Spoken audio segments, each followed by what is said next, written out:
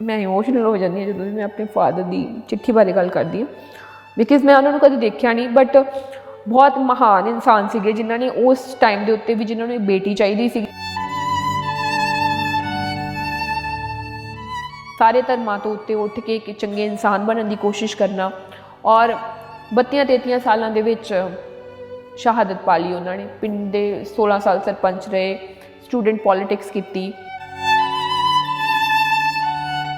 और मेरे मम्मा नूं भी मैं सल्यूट करती हाँ। 19-20 सालों की उम्र के मेरे फादर की डैथ हो गई, उस तो बाद उन्होंने दूजा ब्याह नहीं कराया। मैनू कहते कि तू अकाली दल ज्वाइन कर रही है, मैं कहा नहीं मम्मा मैं नहीं कर रही। मैनू उन्होंने एक गल कही सी, मैनू कहते मैनू ना कहीं किसी पार्टी नूं ज्वाइन करने वास्ते, मैं अपने घर दे दी पार्टी च, मैं अपने घर दे दी पार्टी च रहूँगी मरदे दम तक। मैं उहदे लई जिंदगी दित्ती है, उहदे नाल है। ਤੁਸੀਂ ਕਿਹਾ ਸੀ ਕਿ ਜੋ ਵੀ ਪੰਜਾਬ ਦੇ ਲਈ ਚੰਗਾ ਕਰੇਗਾ ਮੈਂ ਉਹਦੇ ਹੱਕ 'ਚ ਖੜਾਂਗੀ। ਹਾਂ, ਬੀਜੇਪੀ ਪੰਜਾਬ ਦੇ ਲਈ ਕੋਈ ਚੰਗਾ ਕਰ ਦਿੰਦੇ ਤੁਸੀਂ ਬੀਜੇਪੀ ਨਾਲ ਜਾਓਗੇ? बीजेपी तो मेरिया कुछ डिमांड्स ने, जे वो पंजाब का करजा माफ़ कर देन, जे वो पंजाब का व्यापार खोल देन, जे वो साडे भरावां नूं जेलों चों बाहर कढ देन, ये साडी मंग है बीजेपी की। ਜੇ ਇਹ ਮੰਗਾਂ ਬੀਜੇਪੀ ਤੁਹਾਡੀਆਂ ਮੰਨ ਲੈਂਦੀ ਹੈ, ਅਸੀਂ बीजेपी के खिलाफ क्यों सीगे? क्योंकि किसानी बिलों करके खिलाफ सीगे, 3 बिल रद्द कराने सीगे, ਅਸੀਂ बीजेपी के खिलाफ सीगे। ਤੁਹਾਨੂੰ ਅਪਰੋਚ ਤਾਂ ਕਰ ਰਹੀ ਹੋਣੀ ਬੀਜੇਪੀ? देखो अप्रोच तो सारे करते हैं, बट ਕਿਹੜੇ-ਕਿਹੜੇ? कांग्रेस भी करती है, अकाली दल भी करती है, आम आदमी पार्टी भी करती है, बीजेपी भी करती है। ਉਹਦਾ ਕਿਹੜਾ ਆਫਰ ਕੀਤਾ ਉਹਨਾਂ ਨੇ ਕੇਂਦਰ 'ਚ? मैनू अहदा उन्होंने राज्य सभा भी कही है, और उन्होंने मैंने विमेन कमीशन का भी कहा है। प्रियंका गांधी जी का नारा लैके चलते हैं, मैंने नारा बहुत पसंद है, मैं उसदी पोस्टर भी शेयर किया सीगा, मैं लड़की हूँ लड़ सकती हूँ। कि वो सोच सिर्फ यूपी वास्ते है, कि वो सोच पूरे भारत वास्ते नहीं की, कि पंजाब दे विच किन्नियां कुड़ियां नूं कांग्रेस टिकट दे रही है। ਫਿਰ ਉਸੇ ਪ੍ਰਿयंका ਗਾਂਧੀ ਦੀ ਰੈਲੀ ਤੇ ਤੁਸੀਂ ਜਾਣ ਲਈ ਤਿਆਰ ਹੋ? कांग्रेस ਦੇ ਵਿੱਚ ਹੋਰ ਵੀ ਬਹੁਤ ਸਾਰੇ ਮਿਨਿਸਟਰ ਬੈਠੇ ਨੇ, ਐਮਐਲਏ ਬੈਠੇ ਨੇ, ਜਿਹੜੇ ਕਹਿੰਦੇ ਨੇ ਵੀ ਸਾਡੇ ਭਰਾ ਨੂੰ ਵੀ ਟਿਕਟ ਦੇ ਦਿਓ, ਸਾਡਾ ਇੱਥੇ ਬਿਜ਼ਨਸ ਹੈ, ਸਾਨੂੰ ਇੱਥੋਂ ਟਿਕਟ ਮਿਲਣੀ ਚਾਹੀਦੀ ਹੈ। ਫਿਰ ਮੈਨੂੰ ਇਹ ਲੱਗਦਾ ਕਿ ਕਿਤੇ ਮੈਨੂੰ ਸਿੱਧੂ ਸਾਹਿਬ ਨਾ ਕਿਹਾ ਜਾਵੇ ਵੀ ਇਹ ਬੋਲਦੀ ਹੈ।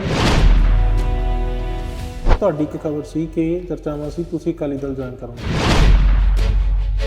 ਚੌਟਾਲਾ ਸਾਹਿਬ ਬਹੁਤ ਕਲੋਜ਼ ਨੇ ਸੁਖਬੀਰ ਜੀ ਦੇ, ਉਹਨਾਂ ਨੇ ਮੈਨੂੰ ਜ਼ਰੂਰ ਕਿਹਾ ਸੀਗਾ ਕਿ ਤੂੰ ਅਕਾਲੀ ਦਲ ਜੁਆਇਨ ਕਰ। ਮੋਹਾਲੀ ਦੀ ਕੈਂਡੀਡੇਟ ਲਿਸਟ ਦੇ ਵਿੱਚ ਮੇਰਾ ਨਾਮ ਸੀਗਾ ਕਿ ਹਾਂ ਸੋਨੀਆ ਮਾਨ ਨੂੰ ਟਿਕਟ ਦੇਵਾਂਗੇ ਇੱਥੋਂ ਮੋਹਾਲੀ ਤੋਂ। ਕਿਸਾਨ ਅੰਦੋਲਨ ਦੀ ਜਿੱਤ ਤੋਂ ਬਾਅਦ ਅੰਦੋਲਨ ਦੇ ਕੁਝ ਚਿਹਰੇ ਪੰਜਾਬ ਦੀ ਸਿਆਸਤ ਦੇ ਵਿੱਚ ਸਰਗਰਮ ਹੋ ਜਾਂਦੇ ਨੇ, ਕੁਝ ਚਿਹਰੇ ਪ੍ਰੈਸ਼ਰ ਗਰੁੱਪ ਦੇ ਵਿੱਚ ਕੰਮ ਕਰਨਾ ਚਾਹੁੰਦੇ ਨੇ, ਤੇ ਕੁਝ ਚਿਹਰਿਆਂ ਤੇ ਹਾਲੇ ਵੀ ਅਟਕਲਾਂ ਲੱਗੀਆਂ ਹੋਈਆਂ ਨੇ। ਉਹਨਾਂ ਦੇ ਵਿੱਚੋਂ ਇੱਕ ਨੇ ਸੋਨੀਆ ਮਾਨ। ਤਾਂ ਸੋਨੀਆ ਮਾਨ ਸਾਡੇ ਨਾਲ ਨੇ, ਅੱਜ ਗੱਲਬਾਤ ਕਰਾਂਗੇ। ਸੋਨੀਆ ਤੁਹਾਡਾ ਬਹੁਤ ਬਹੁਤ ਧੰਨਵਾਦ ਤੁਸੀਂ ਸਮਾਂ ਦਿੱਤਾ। ਸਤਿ ਸ਼੍ਰੀ ਅਕਾਲ। ਕਿਸਾਨਾਂ ਦੀ ਪਾਰਟੀ ਬਣ ਜਾਂਦੀ ਇੱਕ ਸੰਯੁਕਤ ਸਮਾਜ ਮੋਰਚਾ, ਤੇ ਕੁਝ ਚਿਹਰੇ ਇੱਕ ਪ੍ਰੈਸ਼ਰ ਗਰੁੱਪ ਬਣਾ ਲੈਂਦੇ ਨੇ ਜੂਝਦਾ ਪੰਜਾਬ, ਤੇ ਤੁਸੀਂ ਤੁਹਾਡਾ ਕੀ ਵਿਚਾਰ ਆ, ਤੁਸੀਂ ਕਿੱਧਰ ਜਾਓਗੇ? ਮੈਂ ਜਿੱਧਰ ਸੀਗੀ ਮੈਂ ਉੱਧਰ ਹੀ ਰਹੂੰਗੀ। ਪੰਜਾਬ ਦੀ ਸਿਆਸਤ ਚੋਣ ਬਾਰੇ ਕੀ ਖਿਆਲ ਆ? ਵੇਖੋ ਮੈਨੂੰ ਇਹ ਲੱਗਦਾ ਹੈ ਕਿ ਜਿੱਥੇ ਕੋਈ ਸਹੀ ਕੰਮ ਕਰ ਰਿਹਾ ਹੋਊਗਾ, ਜਿੱਥੇ ਕੋਈ ਸਹੀ ਦੀ ਆਵਾਜ਼, ਸੱਚ ਦੀ ਆਵਾਜ਼ ਚੁੱਕੂਗਾ, ਮੈਂ ਉਹਦਾ ਸਾਥ ਦਊਂਗੀ। ਪੰਜਾਬ 'ਚ ਸਹੀ ਕੰਮ ਕੌਣ ਕਰ ਰਿਹਾ?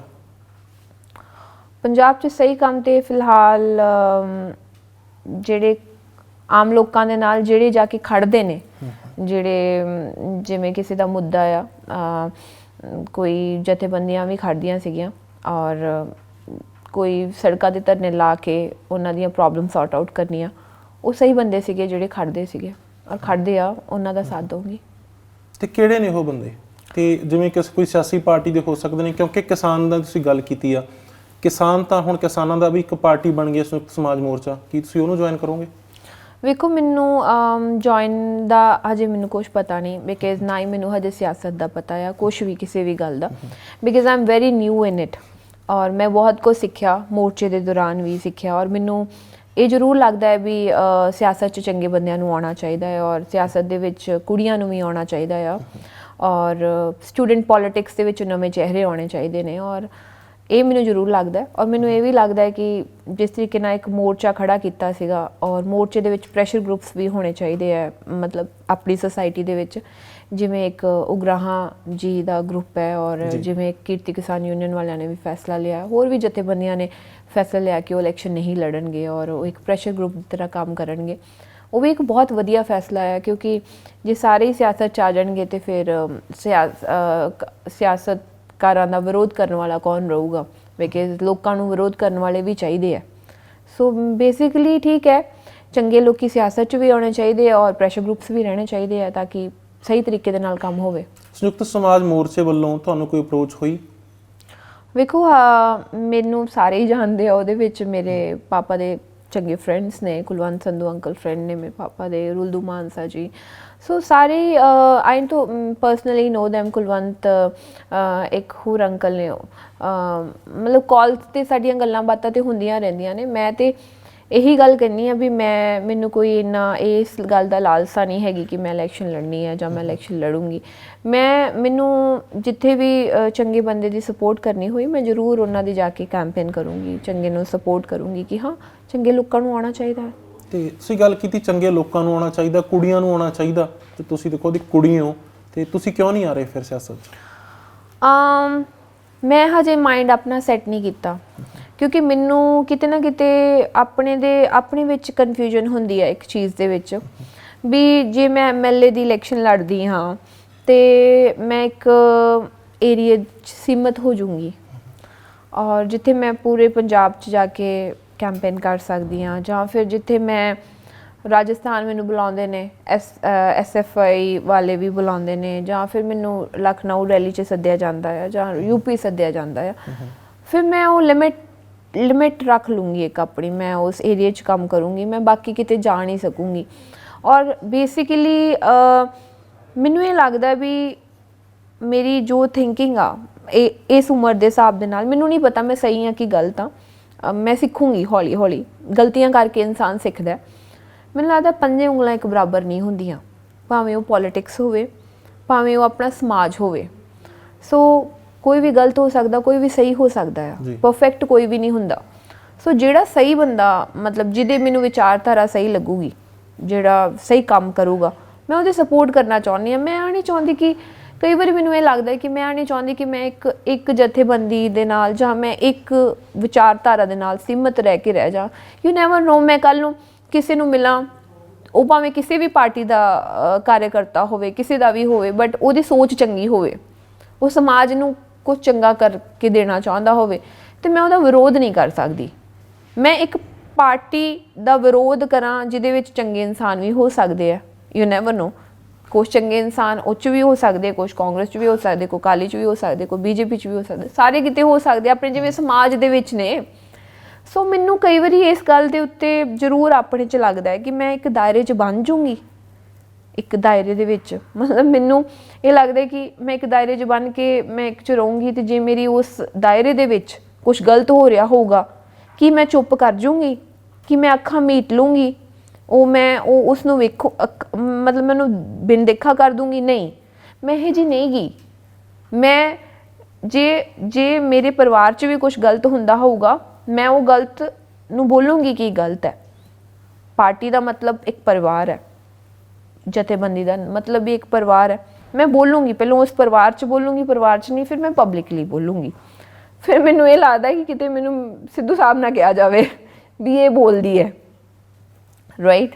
ਸੋ ਬੇਸਿਕਲੀ ਇਸ ਚੀਜ਼ ਦੇ ਸਿੱਧੂ ਦੀ ਗੱਲ ਕਰਦੇ ਹੋ? ਹਾਂ, ਮੈਨੂੰ ਮਤਲਬ ਬੇਸਿਕਲੀ ਜਿਵੇਂ ਹੁਣ ਸਿੱਧੂ ਸਾਹਿਬ ਕਾਂਗਰਸ ਦੇ ਵਿੱਚ ਵੀ ਬੋਲਦੇ ਆ, ਗਲਤ ਦੇ ਖਿਲਾਫ ਬੋਲ ਦਿੰਦੇ ਆ, ਭਾਵੇਂ ਉਹ ਕਾਂਗਰਸ ਨੂੰ ਬਿਲੋਂਗ ਕਰਦੇ ਆ, ਬਟ ਬਹੁਤ ਸਾਰੀਆਂ ਚੀਜ਼ਾਂ ਨੇ। ਮੈਂ ਸਿੱਧੂ ਸਾਹਿਬ ਨੂੰ ਮਿਲੀ ਸੀਗੀ, ਮੈਂ ਉਹਨਾਂ ਨੂੰ ਵੀ ਇਹ ਕੁਐਸਚਨ ਕੀਤਾ ਸੀਗਾ। ਮੈਂ ਉਹਨਾਂ ਨੂੰ ਕਿਹਾ ਸੀਗਾ, ਵੇਖੋ ਮੈਂ ਤੁਹਾਨੂੰ ਇਹ ਕੁਐਸਚਨ ਕਰਨਾ ਚਾਹੁੰਦੀ ਸੀਗੀ ਕਿ ਤੁਸੀਂ ਕਹਿੰਦੇ ਸੀਗੇ ਕਿ ਕਾਂਗਰਸ 'ਚ ਬਦਲਾਵ ਆਊਗਾ, ਤੁਸੀਂ ਕਹਿੰਦੇ ਸੀਗੇ ਕਿ ਕਾਂਗਰਸ ਬਦਲੂਗੀ, ਕੀ ਕੈਪਟਨ ਸਾਹਿਬ ਦੇ ਜਾਣ ਦੇ ਨਾਲ ਕਾਂਗਰਸ ਬਦਲੀ ਹੈ? ਕਹਿੰਦੇ ਉਹ ਹੌਲੀ ਹੌਲੀ ਆਊਗਾ ਬੱਚੇ, ਐਡੀ ਛੇਤੀ।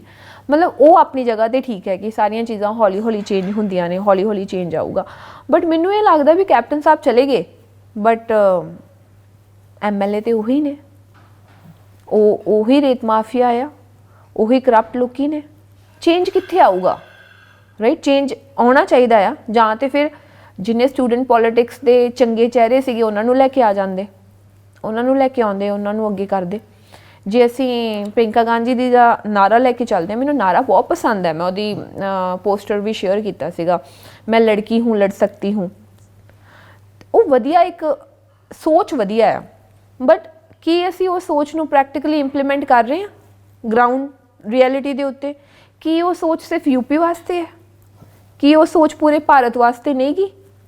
ਕੀ ਪੰਜਾਬ ਦੇ ਵਿੱਚ ਕਿੰਨੀਆਂ ਕੁੜੀਆਂ ਨੂੰ ਕਾਂਗਰਸ ਟਿਕਟ ਦੇ ਰਹੀ ਹੈ ਬਜਾਏ ਇੱਕ ਸ਼ਰਤ ਦੇ ਕਿ ਉਹ ਕਿਸੇ ਐਮਐਲਏ ਦੀ ਕੁੜੀ ਨਹੀਂ ਹੋਣੀ ਚਾਹੀਦੀ, ਉਹ ਕਿਸੇ ਮਿਨਿਸਟਰ ਦੀ ਨੌਂ ਨਹੀਂ ਹੋਣੀ ਚਾਹੀਦੀ, ਉਹਦਾ ਕੋਈ ਪੋਲੀਟੀਕਲ ਬੈਕਗਰਾਉਂਡ ਨਹੀਂ ਹੋਣਾ ਚਾਹੀਦਾ। ਸਟੂਡੈਂਟ ਪੋਲਿਟਿਕਸ ਦੇ ਵਿੱਚ ਉੱਠ ਕੇ ਜਿਹੜੇ ਬੱਚੇ ਮਿਹਨਤ ਕਰਦੇ ਨੇ, ਜਿਹੜੀਆਂ ਕੁੜੀਆਂ ਆਮ ਪਰਿਵਾਰ ਦੇ ਵਿੱਚੋਂ ਨਿਕਲ ਕੇ ਇੱਕ ਪੋਲਿਟਿਕਸ ਦੇ ਵਿੱਚ ਆਉਣੀਆਂ ਚਾਹੁੰਦੀਆਂ ਨੇ, ਬੋਲਣਾ ਚਾਹੁੰਦੀਆਂ ਨੇ, ਆਵਾਜ਼ ਰੱਖਣਾ ਚਾਹੁੰਦੀਆਂ ਨੇ, ਕੀ ਉਹਨਾਂ ਨੂੰ ਟਿਕਟਾਂ ਦਿੱਤੀਆਂ ਜਾਂਦੀਆਂ ਨੇ?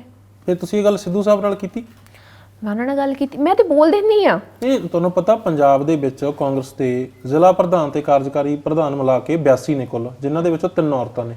ਦੱਸਿਆ ਤੁਸੀਂ ਸਿੱਧੂ ਸਾਹਿਬ ਨੂੰ? ਵੇਖੋ ਗਲਤ ਹੈ, ਉਹ ਗਲਤ ਹੈ, ਜਿੱਥੇ ਤੱਕ ਮੈਂ ਕਹਿੰਦੀ ਹਾਂ ਗਲਤ ਹੈ ਉਹ। ਮੈਂ ਤੇ ਉਹਨਾਂ ਨੂੰ ਦੱਸਿਆ, ਵੇਖੋ ਉਹ ਕਹਿੰਦੇ ਸਾਰੀਆਂ ਗੱਲਾਂ ਮੇਰੇ ਹੱਥ ਵਿੱਚ ਨਹੀਂ ਹੈਗੀਆਂ। ਨਹੀਂ, ਉਹ ਤਾਂ ਸਿੱਧੂ ਸਾਹਿਬ ਤਾਂ ਕਾਂਗਰਸ ਦੇ ਪ੍ਰਧਾਨ ਨੇ। ਉਹ ਕਹਿੰਦੇ ਸਾਰੀਆਂ ਗੱਲਾਂ ਮੇਰੇ ਹੱਥ ਦੇ ਵਿੱਚ ਨਹੀਂ ਹੈਗੀਆਂ। ਆਫ ਕੋਰਸ ਨਹੀਂ ਵੀ ਹੁੰਦੀਆਂ ਹੋਣਗੀਆਂ, ਸਾਰੇ ਫੈਸਲੇ ਉਹਨਾਂ ਦੇ ਹੱਥ 'ਚ ਨਹੀਂ ਹੈ ਸਾਰਾ ਕੁਝ। ਕਾਂਗਰਸ ਦੇ ਬਾਕੀ ਲੋਕੀ ਜ਼ਿਲ੍ਹਾ ਪ੍ਰਧਾਨ ਤਾਂ ਉਹਨਾਂ ਨੇ ਲਾਉਣੇ ਨੇ, ਕਾਂਗਰਸ ਦਾ ਵੇਖੋ ਸਟਰਕਚਰ ਸਾਰਾ ਦੇਖਦਾ ਪ੍ਰਧਾਨ। ਵੇਖੋ ਮੇਰੀ ਗੱਲ ਸੁਣੋ, ਸਟਰਕਚਰ ਦੇਖਦੇ ਹੋਣਗੇ, ਬਟ ਜਿੱਥੋਂ ਤੱਕ ਮੈਨੂੰ ਗੱਲ ਕਰਕੇ ਉਹਨਾਂ ਨਾਲ ਲੱਗਾ, ਉਹਨਾਂ ਨੇ ਕਿਹਾ ਵੀ ਸਾਰਾ ਕੁਝ ਪੁੱਤ ਮੇਰੇ ਹੱਥ ਦੇ ਵਿੱਚ ਨਹੀਂਗਾ, ਰਾਈਟ?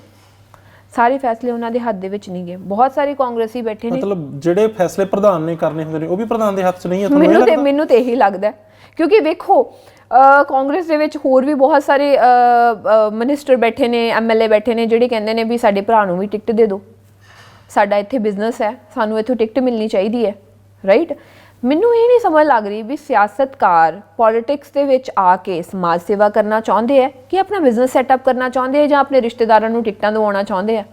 ਤੇ ਜੇ ਇਸੇ ਤਰੀਕੇ ਦੀ ਸਿਆਸਤ ਰਹੀ ਪੰਜਾਬ ਦੇ ਵਿੱਚ, ਤੇ ਫਿਰ ਆਮ ਲੋਕੀ, ਆਮ ਚਿਹਰਾ, ਆਮ ਗੱਲਾਂ ਤੇ ਇਹ ਤੇ ਨਹੀਂ ਹੋਣਗੀਆਂ, ਇਹ ਤੇ ਫਿਰ ਕਦੀ ਨਹੀਂ ਹੋ ਸਕਦੀਆਂ, ਰਾਈਟ? ਮੈਨੂੰ ਜਿੱਥੋਂ ਤੱਕ ਲੱਗਦਾ, ਮੈਂ ਕਾਂਗਰਸ ਦੇ ਖਿਲਾਫ ਨਹੀਂ ਗੀ, ਮੈਂ ਆਮ ਆਦਮੀ ਪਾਰਟੀ ਦੇ ਖਿਲਾਫ ਨਹੀਂ ਗੀ, ਨਾ ਮੈਂ ਅਕਾਲੀ ਦਲ ਦੇ ਖਿਲਾਫ ਹਾਂ, ਨਾ ਮੈਂ ਕਿਸਾਨਾਂ ਦੇ ਖਿਲਾਫ ਹਾਂ, ਬਟ ਮੈਂ ਤੁਹਾਨੂੰ ਜਿਵੇਂ ਕਿਹਾ, ਪੰਜੇ ਉਂਗਲਾਂ ਇੱਕ ਬਰਾਬਰ ਨਹੀਂ ਹੁੰਦੀਆਂ। ਕੁਝ ਚੰਗੇ ਲੋਕੀ ਉਹ 'ਚ ਵੀ ਹੁੰਦੇ ਆ। ਸਿੱਧੂ ਸਾਹਿਬ ਕਿਹੋ ਜਿਹੇ ਲੱਗਦੇ ਨੇ? ਮੈਨੂੰ ਚੰਗੇ ਲੱਗਦੇ ਨੇ। ਮਤਲਬ ਮੈਨੂੰ ਬੇਸਿਕਲੀ ਪਹਿਲੋਂ ਮਿਸਅੰਡਰਸਟੈਂਡਿੰਗਸ ਹੋਈਆਂ ਸੀਗੀਆਂ ਉਹਨਾਂ ਵਾਸਤੇ। ਮਤਲਬ ਜਦੋਂ ਤੱਕ ਤੁਸੀਂ ਕਿਸੇ ਬੰਦੇ ਨੂੰ ਮਿਲਦੇ ਨਹੀਂ, ਉਦੋਂ ਤੱਕ ਮਿਲ ਕੇ ਕਲੀਅਰ ਹੋ ਗਿਆ ਸਾਰੀਆਂ। ਮਿਲ ਕੇ ਮੈਨੂੰ ਲੱਗਾ ਉਹਨਾਂ ਦਾ ਜੋ ਨੇਚਰ ਲੱਗਾ, ਬਿਕਾਜ਼ ਪਹਿਲੋਂ ਮੈਂ ਜਦੋਂ ਉਹਨਾਂ ਨੂੰ ਨਹੀਂ ਮਿਲੀ ਸੀਗੀ, ਲਾਈਕ ਮੈਨੂੰ ਲੱਗਦਾ ਸੀਗਾ ਕਿ ਜਦੋਂ ਮੈਂ ਕਿਸਾਨ ਅੰਦੋਲਨ ਦੇ ਵਿੱਚ ਸੀਗੀ, ਮੈਨੂੰ ਲੱਗਾ ਸੀਗਾ ਕਿ ਇਹ ਆਪਣੇ ਵੱਲ ਸੋਚ ਰਿਹਾ ਹੈ, ਆਪਣੇ ਬਾਰੇ ਗੱਲ ਕਰ ਰਿਹਾ ਹੈ, ਇਹ ਕਿਸਾਨਾਂ ਬਾਰੇ ਕਿਉਂ ਨਹੀਂ ਗੱਲ ਕਰ ਰਹੇ? ਬਿਕਾਜ਼ ਤੁਸੀਂ ਇੱਕ ਇਮੋਸ਼ਨ ਦੇ ਨਾਲ ਜੁੜੇ ਹੋਏ ਸੀਗੇ, ਰਾਈਟ? ਮੈਂ ਉਦੋਂ ਇਹ ਸੋਚਦੀ ਸੀਗੀ ਕਿ ਇਹ ਕਿਉਂ ਨਹੀਂ ਸੋਚ ਰਹੇ ਇਹਨਾਂ ਬਾਰੇ, ਤੁਹਾਨੂੰ ਆਪਣੀ ਪ੍ਰਧਾਨਗੀ ਦੀ ਪਈ ਹੋਈ ਹੈ। ਇਹ ਸਟੇਟਮੈਂਟ ਸੀਗੀਆਂ ਮੇਰੀਆਂ ਔਰ ਮੈਂ ਮੰਨਦੀਆਂ ਸੀਗੀਆਂ, ਬਟ ਮੈਂ ਜਦੋਂ ਉਹਨਾਂ ਨੂੰ ਮਿਲ ਕੇ ਕੁਝ ਗੱਲਾਂ ਕੀਤੀਆਂ, ਜਦੋਂ ਤੁਸੀਂ ਕਿਸੇ ਨੂੰ ਮਿਲਦੇ ਹੋ, ਤੁਸੀਂ ਗੱਲਾਂ ਕਰਦੇ ਹੋ, ਮੈਂ ਉਹਨਾਂ ਨੂੰ ਪੁੱਛੀਆਂ ਇਹ ਗੱਲਾਂ ਫਰੈਂਕਲੀ। ਮੈਂ ਕਿਹਾ ਵੀ ਕੈਪਟਨ ਸਾਹਿਬ ਚਲੇ ਗਏ ਤੇ ਕੀ ਚੇਂਜ ਹੈ? ਉਹ ਕਹਿੰਦੇ ਪੁੱਤ ਹੌਲੀ ਹੌਲੀ ਹੋਊਗਾ। ਮੈਂ ਕਿਹਾ ਕੌਣ, ਮਤਲਬ ਪ੍ਰਿੰਕਾ ਗਾਂਧੀ ਜੀ ਦਾ ਨਾਰਾ ਹੈ, ਪ੍ਰਿੰਕਾ ਗਾਂਧੀ ਜੀ ਪੰਜਾਬ 'ਚ ਆਏ, ਕਿੰਨੀਆਂ ਸੀਟਾਂ ਦਿੱਤੀਆਂ ਕੁੜੀਆਂ ਨੂੰ, ਔਰ ਕਿਹੜੀਆਂ ਕੁੜੀਆਂ ਨੂੰ ਦਿੱਤੀਆਂ, ਕਿਹੜੀਆਂ ਕੁੜੀਆਂ ਦਾ ਨਾਰਾ ਹੈ? ਜਦ ਕਿ ਮੈਂ ਫਿਰ ਉਸੇ ਪ੍ਰਿੰਕਾ ਗਾਂਧੀ ਦੀ ਰੈਲੀ ਤੇ ਤੁਸੀਂ ਜਾਣ ਲਈ ਤਿਆਰ ਹੋ? ਵੇਖੋ ਮੇਰੀ ਗੱਲ ਸੁਣੋ, ਮੈਂ ਪ੍ਰਿੰਕਾ ਗਾਂਧੀ ਜੀ ਦੀ ਰੈਲੀ ਤੇ ਜਾਣ ਲਈ ਤਿਆਰ ਨਹੀਂ ਸੀਗੀ, ਨਾ ਮੈਂ ਸਿਆਸਤ ਕਾਂਗਰਸ ਨੂੰ ਸਪੋਰਟ ਕਰਨ ਵਾਸਤੇ ਜਾ ਰਹੀ ਸੀਗੀ। ਮੈਂ ਇੱਕ ਨਾਰਾ, ਉਹ ਭਾਵੇਂ ਪ੍ਰਿੰਕਾ ਗਾਂਧੀ ਜੀ ਨੇ ਲਾਇਆ ਅੱਜ, ਉਹ ਭਾਵੇਂ ਮੋਦੀ ਜੀ ਲਾਉਂਦੇ, ਉਹ ਭਾਵੇਂ ਕੋਈ ਵੀ ਪਾਰਟੀ ਲਾਉਂਦੀ, ਇੱਕ ਨਾਰਾ, ਇੱਕ ਸੋਸ਼ਲ ਮੁੱਦਾ ਕਿ ਲੜਕੀ ਹੂੰ ਲੜ ਸਕਤੀ ਹੂੰ। ਨਾਰਾ ਮੇਰਾ ਵੀ ਹੋ ਸਕਦਾ ਹੈ। ਉਹਨਾਂ ਨੇ ਪਹਿਲਾਂ ਲਾਤਾ, ਉਹਨਾਂ ਨੇ ਉਹ ਗੱਲ ਕਹਿਤੀ ਤੇ ਮੈਂ ਵੀ ਕਹਿੰਦੀ ਹਾਂ ਲੜਕੀ ਹੂੰ ਲੜ ਸਕਤੀ ਹੂੰ, because I am a girl. ਔਰ ਮੈਂ ਚਾਹੁੰਦੀ ਹਾਂ ਵੀ ਕੁੜੀਆਂ ਨੂੰ ਅੱਗੇ ਆਉਣਾ ਚਾਹੀਦਾ ਆ, ਔਰ ਜਿੱਥੇ ਕੁੜੀਆਂ ਨੂੰ ਇਨਕਰੇਜ ਕਰਨ ਵਾਸਤੇ ਮੈਨੂੰ ਜਾਣਾ ਪਿਆ, ਮੈਂ ਉੱਥੇ ਪਾਰਟੀ ਨਹੀਂ ਦੇਖੂੰਗੀ ਇਸ ਚੀਜ਼ ਨੂੰ, ਮੈਂ ਉਸ ਮੁੱਦੇ ਨੂੰ ਦੇਖੂੰਗੀ, ਉਸ ਮੁੱਦੇ ਨੂੰ ਸਪੋਰਟ ਕਰੂੰਗੀ। ਔਰ ਮੈਨੂੰ ਲੱਗਦਾ ਹੈ ਹਰ ਇੱਕ ਇਨਸਾਨ ਨੂੰ ਮੁੱਦਿਆਂ ਨੂੰ ਦੇਖਣਾ ਚਾਹੀਦਾ ਹੈ, ਕਿਰਦਾਰਾਂ ਨੂੰ ਦੇਖਣਾ ਚਾਹੀਦਾ ਹੈ। ਹਰ ਇੱਕ ਪਾਰਟੀਬਾਜ਼ੀ ਤੋਂ ਉੱਤੇ ਉੱਠ ਕੇ ਚੰਗੀਆਂ ਸ਼ਖਸੀਅਤਾਂ ਨੂੰ ਵੇਖਣਾ ਚਾਹੀਦਾ ਆ, ਚੰਗੇ ਲੋਕਾਂ ਨੂੰ ਪਛਾਣ ਕੇ ਉਹਨਾਂ ਨੂੰ ਵੋਟ ਪਾਉਣੀ ਚਾਹੀਦੀ ਹੈ। ਔਰ ਖਾਸ ਕਰਕੇ ਇਸ ਮੋਰਚੇ ਤੋਂ ਜੋ ਅਸੀਂ ਸਿੱਖਿਆ, ਪੰਜਾਬ ਦੀ ਸਿਆਸਤ ਦੇ ਵਿੱਚ ਚੇਂਜ ਆਉਣਾ ਚਾਹੀਦਾ ਹੈ। ਪੰਜਾਬ ਪਿੰਡਾਂ ਦੇ ਵਿੱਚ ਬੀਬੀਆਂ ਅੱਗੇ ਹੱਥ ਜੋੜ ਕੇ ਬੇਨਤੀ ਹੈ, ਵੀ ਤੁਸੀਂ ਆਪਣੇ ਆਪ ਨੂੰ, ਤੁਸੀਂ ਚਲੋ ਕਹਿੰਦੇ ਹੋ ਕਿ ਆਪਾਂ 200 ਰੁਪਏ ਦਾ ਸੂਟ ਲੈ ਲਿਆ ਕਿਸੇ ਕੋਲੋਂ, 200-300 ਰੁਪਏ ਦੇ ਸੂਟ ਥੋਕ ਵਿੱਚ ਲੈ ਕੇ ਆਉਂਦੇ ਆ, ਲੁਧਿਆਣੇ ਦੇ ਵਿੱਚੋਂ ਦੇ ਵੰਡ ਦਿੰਦੇ ਆ, ਅਸੀਂ ਕਹਿੰਦੇ ਅਸੀਂ ਲੈ ਲੈਂਦੇ ਆ ਸੂਟ, ਰਾਈਟ? ਕਿਉਂ ਲੈਂਦੇ ਹੋ ਬਾਈ? ਕਿਉਂ ਆਪਾਂ ਸੂਟ ਲੈਣੇ ਆ? ਫਿਰ ਅਸੀਂ ਕਹਿੰਦੇ ਚਲੋ ਆਪਾਂ ਸੂਟ ਵੀ ਲੈ ਲੈਂਦੇ, ਆਪਾਂ ਵੋਟ ਨਹੀਂ ਪਾਉਣੀ। ਕਿਉਂ ਆਪਾਂ ਆਪਣਾ ਕਿਰਦਾਰ ਛੋਟਾ ਕਰਦੇ ਆ? ਆਪਾਂ ਆਪਣੇ ਬੱਚਿਆਂ ਦੇ ਫਿਊਚਰ ਨੂੰ ਕਿਉਂ ਰਿਸਕ ਦੇ ਵਿੱਚ ਪਾਉਂਦੇ ਆ? ਆਪਣੀ ਵੋਟ ਇੰਨੀ ਕੁ ਜ਼ਿਆਦਾ ਕੀਮਤੀ ਹੈ। ਦੁੱਖ ਪਤਾ ਕਦੋਂ ਲੱਗਦਾ ਹੈ? ਜਦੋਂ ਇੱਕ ਦਿਹਾੜੀਦਾਰ ਇਨਸਾਨ 1000 ਤੇ ਬਹੁਤ ਜ਼ਿਆਦਾ ਹੋ ਗਿਆ, 500 ਰੁਪਏ ਦਿਹਾੜੀ ਦੇ ਵਿੱਚ ਰੈਲੀਆਂ ਦੇ ਵਿੱਚ ਚਲੇ ਜਾਂਦੇ ਆ, ਸ਼ਰਾਬ ਦੀਆਂ ਬੋਤਲਾਂ ਲੈ ਕੇ ਰੈਲੀ ਦੇ ਵਿੱਚ ਚਲੇ ਜਾਂਦੇ ਆ।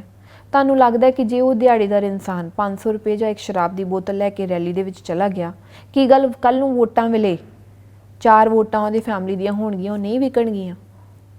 ਜੇ ਆਪਾਂ ਇਸੇ ਤਰੀਕੇ ਦੇ ਨਾਲ ਆਪਣੇ ਕਿਰਦਾਰਾਂ ਨੂੰ ਵੇਚਦੇ ਰਹੇ, ਆਪਣੇ ਆਪ ਨੂੰ ਵੇਚਦੇ ਰਹੇ, ਤੇ ਫਿਰ ਕਦੀ ਰਾਜਨੀਤਿਕ ਪਰਿਵਰਤਨ ਨਹੀਂ ਆ ਸਕਦਾ।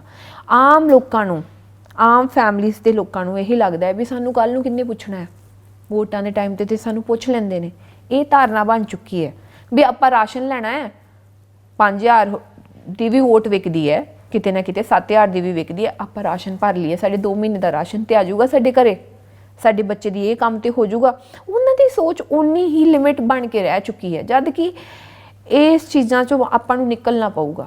ਜੇ ਆਪਾਂ ਇਹ ਚੀਜ਼ਾਂ ਤੋਂ ਨਿਕਲੇ, ਆਪਾਂ ਸੁਸਾਇਟੀ ਨੂੰ ਚੇਂਜ ਕਰਨ ਦੀ ਕੋਸ਼ਿਸ਼ ਕੀਤੀ, ਆਪਾਂ ਨਹੀਂ ਵਿਕੇ। ਮੈਂ ਉਹੀ ਪੁੱਛਣਾ, ਤੁਸੀਂ ਸੁਸਾਇਟੀ ਨੂੰ ਚੇਂਜ ਕਿਵੇਂ ਕਰੋਗੇ? ਤੁਸੀਂ ਹੁਣ ਜਿਸ ਤਰ੍ਹਾਂ ਕਹਿ ਰਹੇ ਹੋ ਵੀ ਮੈਂ ਤਾਂ ਸਿਰਫ ਲੋਕਾਂ ਦੇ ਸਵਰਕ ਜਾਂ ਲੋਕਾਂ ਦੀ ਭਲਾਈ ਲਈ ਇਹ ਸਮਾਜ ਸੇਵੀ ਕੰਮ ਕਰੋਗੇ ਜਾਂ ਸਿਆਸਤ 'ਚ ਆ ਕੇ ਚੇਂਜ ਕਰੋਗੇ? ਵੇਖੋ ਬੇਸਿਕਲੀ ਰਾਈਟ ਨਾਓ ਮੈਂ ਜੋ ਮੇਰਾ ਮਾਈਂਡ ਸੈਟ ਹੈ ਮੈਂ ਤੁਹਾਨੂੰ ਦੱਸ ਰਹੀ ਹਾਂ, ਮੈਨੂੰ ਕੁਛ ਨਹੀਂ ਪਤਾ ਹੈ ਸਾਈਡ ਰਾਈਟ ਨਾਓ। ਮੈਂ ਹਜੇ ਲੋਕਾਂ ਤੁਸੀਂ ਇਹ ਵੀ ਕਿਹਾ ਕਿ ਜੇ ਮੈਂ ਐਮਐਲਏ ਬਣੂ ਤਾਂ ਮੈਂ 70-80 ਪਿੰਡਾਂ 'ਚ ਸੀਮਿਤ ਰਹਿ ਜਾਊਂ, ਇੱਕ ਹਲਕੇ 'ਚ ਸੀਮਿਤ ਰਹਿ ਜਾਊਂ, ਠੀਕ ਹੈ, ਬਾਹਰ ਨਹੀਂ ਕੰਮ ਕਰ ਸਕੂੰ। That's what I'm thinking. ਤੁਸੀਂ ਐਮਐਲਏ ਨਹੀਂ ਬਣੋਗੇ ਕਦੇ ਜ਼ਿੰਦਗੀ, ਇਲੈਕਸ਼ਨ ਨਹੀਂ ਲੜੋਗੇ ਐਮਐਲਏ ਦੀ ਕਦੇ ਜ਼ਿੰਦਗੀ। ਵੇਖੋ ਮੈਂ ਤੁਹਾਨੂੰ ਇਹ ਗੱਲ ਕਹੀ ਹੈ, right now I am confused with my thoughts, I am discovering myself.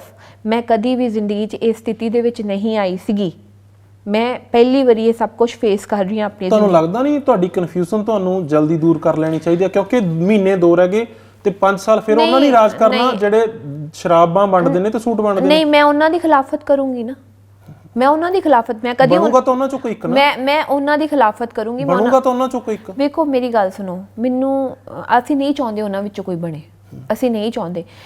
ਮੇਰਾ ਕੰਮ ਹੈ, ਮੈਨੂੰ ਇਹ ਲੱਗਦਾ ਕਿ ਮੈਨੂੰ ਪਿੰਡਾਂ ਦੇ ਵਿੱਚ ਮੈਂ ਕੱਲੀ ਜਾ ਕੇ ਕਿਵੇਂ ਐਜੂਕੇਟ ਕਰਾਂ ਸਾਰਿਆਂ ਨੂੰ।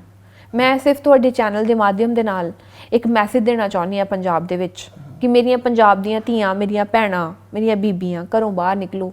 ਤੁਸੀਂ ਮਾਈ ਭਾਗੋ ਦੀਆਂ ਵਾਰਸਾਂ ਹੋ, ਤੁਸੀਂ ਨਿਕਲੋ, ਇੱਕ ਘਰ ਦੇ ਵਿੱਚ ਜਾ ਕੇ ਵੀ ਲੋਕਾਂ ਨੂੰ ਸਮਝਾਓ ਵੀ ਤੁਸੀਂ ਐਰਕੀ ਵਾਅਦਾ ਕਰ ਲਓ ਆਪਣੇ ਆਪ ਦੇ ਨਾਲ ਵੀ ਤੁਸੀਂ ਪੈਸੇ ਲੈ ਕੇ ਵੋਟ ਨਹੀਂ ਪਾਉਣੀ।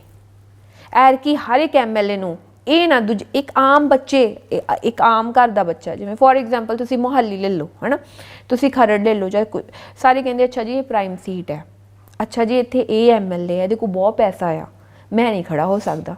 ਬਈ ਪੈਸੇ ਨਾਲ ਇਲੈਕਸ਼ਨ ਜਿੱਤੀ ਜਾਂਦੀ ਆ ਕਿ ਕਿਰਦਾਰਾਂ ਨਾਲ ਜਿੱਤੀ ਜਾਂਦੀ ਆ? ਤੁਸੀਂ ਪਹਿਲਾਂ ਤਾਂ ਇਹ ਡਿਸਾਈਡ ਕਰ ਲਓ ਵੀ ਤੁਸੀਂ ਪੈਸੇ ਨਾਲ ਇਲੈਕਸ਼ਨ ਜਿੱਤਣੀ ਹੈ ਜਾਂ ਕਿ ਤੁਸੀਂ ਕਿਰਦਾਰਾਂ ਨਾਲ ਜਿੱਤਣੀ ਹੈ, ਕਿਉਂਕਿ ਅਸੀਂ ਤੇ ਪੈਸੇ ਵਾਲੇ ਨਹੀਂ ਹੈਗੇ। ਅਸੀਂ ਤੇ ਚੰਗਾ ਕੰਮ ਕਰ ਸਕਦੇ ਹਾਂ ਜਾਂ ਸਾਫ਼ ਸੁਥਰੇ ਤਰੀਕੇ ਨਾਲ ਦੱਸ ਸਕਦੇ ਹਾਂ।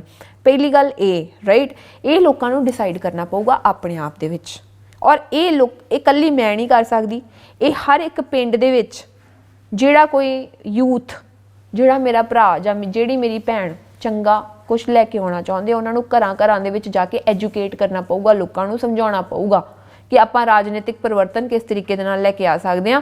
ਆਪਾਂ ਇਕੱਲਾ ਇਹ ਨਾ ਸੋਚੀਏ ਕਿ ਅਸੀਂ ਕਾਂਗਰਸੀ ਹਾਂ, ਅਸੀਂ ਇਕੱਲੇ ਇਹ ਨਾ ਸੋਚੀਏ ਅਸੀਂ ਅਕਾਲੀ ਹਾਂ। ਕਹਿੰਦੇ ਨਾ ਕਿ ਅੱਛਾ ਇਹਨਾਂ ਦਾ ਕੇਡਰ ਹੈ ਜੀ, ਇਹਨਾਂ ਨੂੰ ਤੇ ਇੰਨੀ ਵੋਟ ਪੈਣੀ ਹੈ। ਅਸੀਂ ਇਹ ਨਾ ਸੋਚੀਏ, ਅਸੀਂ ਇਹ ਸੋਚੀਏ ਕਿ ਚੰਗਾ ਕਿਰਦਾਰ ਵਾਲਾ ਬੰਦਾ ਕੌਣ ਆਇਆ ਹੈ, ਅਸੀਂ ਉਹਨੂੰ ਵੋਟ ਪਾਉਣੀ ਹੈ। ਜਿਹੜਾ ਸਾਨੂੰ ਕਹਿੰਦਾ ਅਸੀਂ ਤੁਹਾਨੂੰ ਪੈਸੇ ਨਹੀਂ ਦੇ ਸਕਦੇ, ਜਿਹੜਾ ਸਾਨੂੰ ਕਹਿੰਦਾ ਅਸੀਂ ਤੁਹਾਨੂੰ ਸ਼ਰਾਬ ਦੀ ਬੋਤਲ ਨਹੀਂ ਦੇ ਸਕਦੇ, ਬੀਬਾ ਤੂੰ ਇਹ ਦੱਸ ਵੀ ਅਸੀਂ ਕੰਮ ਕਰਨਾ ਹੈ, ਅੱਧੀ ਰਾਤ ਨੂੰ ਵੀ ਤੁਸੀਂ ਮੈਨੂੰ ਫੋਨ ਕਰੋਗੇ, ਮੈਂ ਤੁਹਾਡਾ ਕੰਮ ਕਰੂੰਗਾ, ਰਾਈਟ, ਬਿਨਾਂ ਪੈਸੇ ਲਿੱਤੇ ਤੁਹਾਡੇ ਕੰਮ ਹੋਣਗੇ। ਤੁਸੀਂ ਕਿਹਾ ਸੀ ਕਿ ਜੋ ਵੀ ਪੰਜਾਬ ਦੇ ਲਈ ਚੰਗਾ ਕਰੇਗਾ ਮੈਂ ਉਹਦੇ ਹੱਕ 'ਚ ਖੜਾਂਗੀ। ਹਾਂ, ਬੀਜੇਪੀ ਪੰਜਾਬ ਦੇ ਲਈ ਕੋਈ ਚੰਗਾ ਕਰ ਦਿੰਦੇ, ਤੁਸੀਂ ਬੀਜੇਪੀ ਨਾਲ ਜਾਓਗੇ? ਵੇਖੋ ਬੀਜੇਪੀ ਤੋਂ ਮੇਰੀਆਂ ਕੁਝ ਡਿਮਾਂਡਸ ਨੇ, ਬੀਜੇਪੀ ਤੋਂ ਰਾਈਟ ਨਾਓ ਪੰਜਾਬ ਦੀ ਜੋ ਹਾਲਾਤ ਨੇ, ਮੈਂ ਧਰਨਿਆਂ ਦੇ ਉੱਤੇ ਜਾ ਕੇ ਬੈਠਦੀ ਹਾਂ, ਮੈਂ ਵਿਸਤਾਰ ਰੂਪੀ ਦੱਸੂਗੀ ਇਸ ਗੱਲ ਨੂੰ।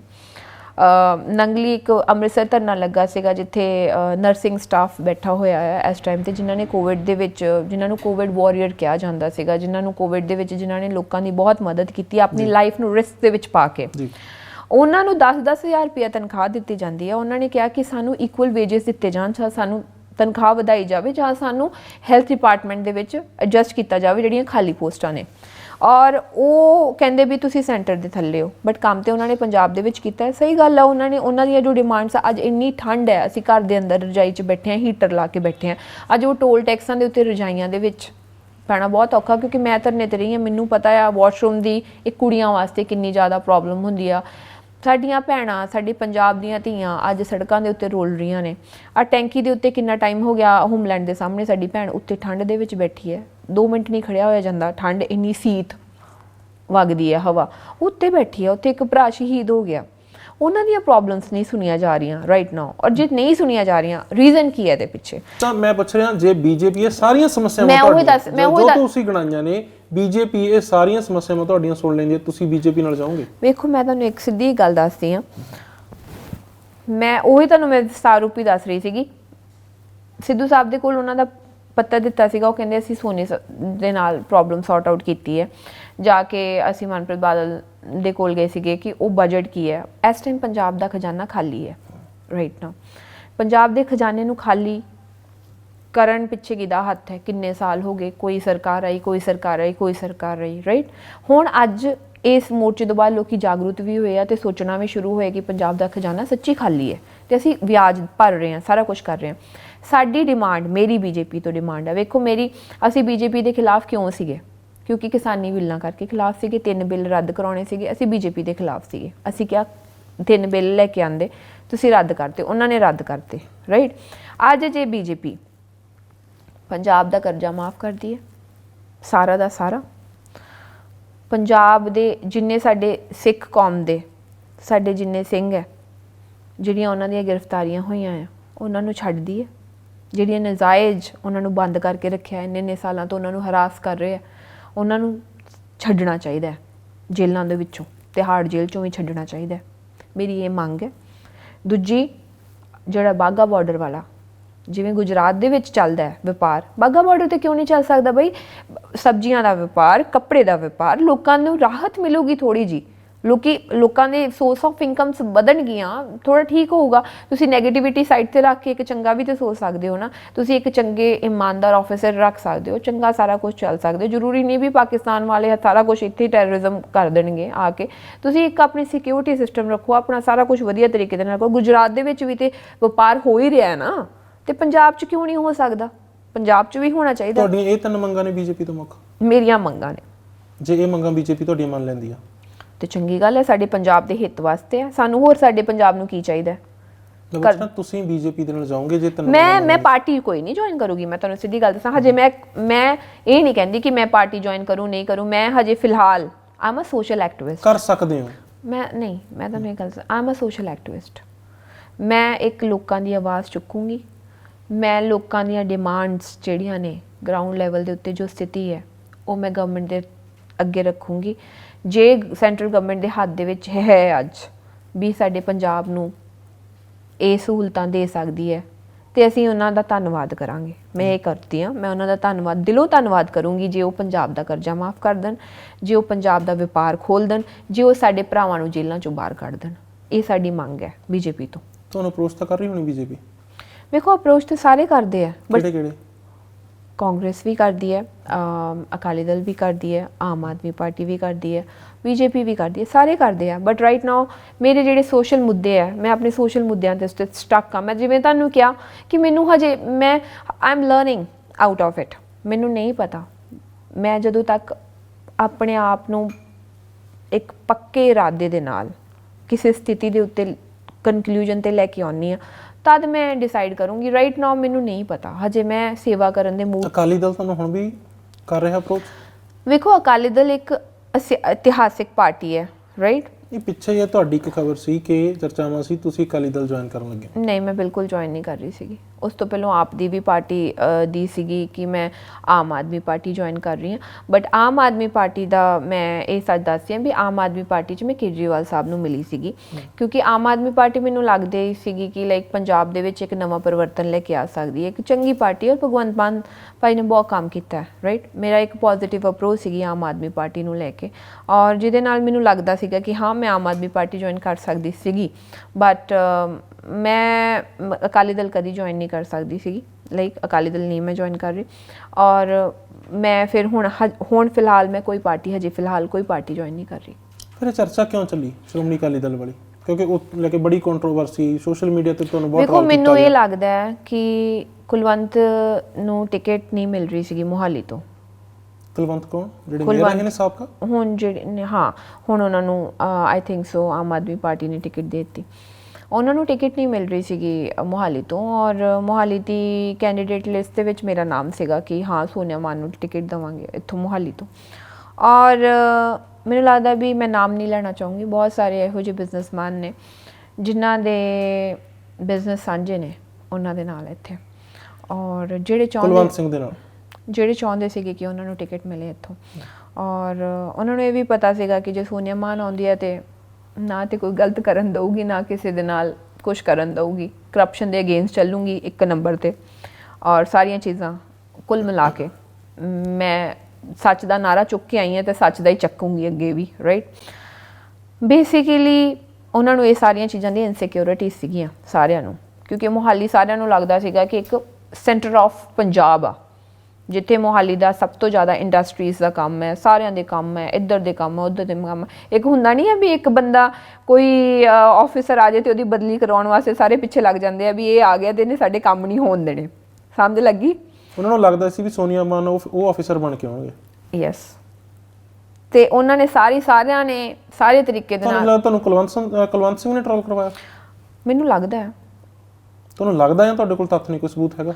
ਤੱਤ ਸਬੂਤ ਵੇਖੋ, ਜਿਹੜੀਆਂ ਅਖਬਾਰਾਂ ਦੇ ਵਿੱਚ ਆਣੀਆਂ ਖਬਰਾਂ ਆਣੀਆਂ, ਔਰ ਜਿਹੜੀਆਂ ਕਿ ਅਖਬਾਰਾਂ ਦੇ ਵਿੱਚ ਕਢਾਉਣਾ ਵੀ ਕੋਈ ਹਰਿਆਣਵੀ ਪਰਿਵਾਰ ਹੈ ਜਿਹੜਾ ਉਹਨੂੰ ਉਹ ਕਰ ਰਿਹਾ ਹੈ ਅਕਾਲੀ ਦਲ ਵਾਸਤੇ, ਇਹ ਹੈ ਉਹ ਹੈ।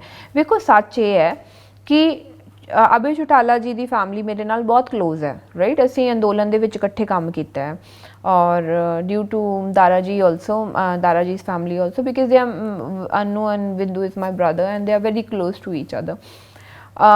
ਚੌਟਾਲਾ ਸਾਹਿਬ ਬਹੁਤ ਕਲੋਜ਼ ਨੇ ਸੁਖਬੀਰ ਜੀ ਦੇ। ਉਹਨਾਂ ਨੇ ਮੈਨੂੰ ਜ਼ਰੂਰ ਕਿਹਾ ਸੀਗਾ ਕਿ ਤੂੰ ਅਕਾਲੀ ਦਲ ਜੁਆਇਨ ਕਰ, ਬਟ ਇਟ ਡਜ਼ਨਟ ਮੀਨ ਕਿ ਫੈਮਿਲੀ ਦੇ ਵਿੱਚ ਤੁਹਾਡਾ ਪੋਲੀਟੀਕਲ ਕੋਈ ਚੀਜ਼ ਆਵੇ। ਬਟ ਮੈਂ ਕਿਹਾ ਸੀਗਾ ਕਿ ਮੈਂ ਨਹੀਂ ਕਰ ਸਕਦੀ join, I am sorry, because ਮੇਰੀ ਉਹ ਆਈਡੀਓਲੋਜੀ ਨਹੀਂ ਹੈਗੀ। ਮੈਂ ਹਜੇ ਕੋਈ ਪਾਰਟੀ ਨਹੀਂ ਜੁਆਇਨ ਕਰੂੰਗੀ ਜਦੋਂ ਤੱਕ ਮੈਂ ਮੋਰਚਾ ਨਾ ਜਿੱਤ ਲਾਂ, ਨਾ ਮੈਂ ਕਿਸੇ ਵੱਲ ਜਾਵਾਂ।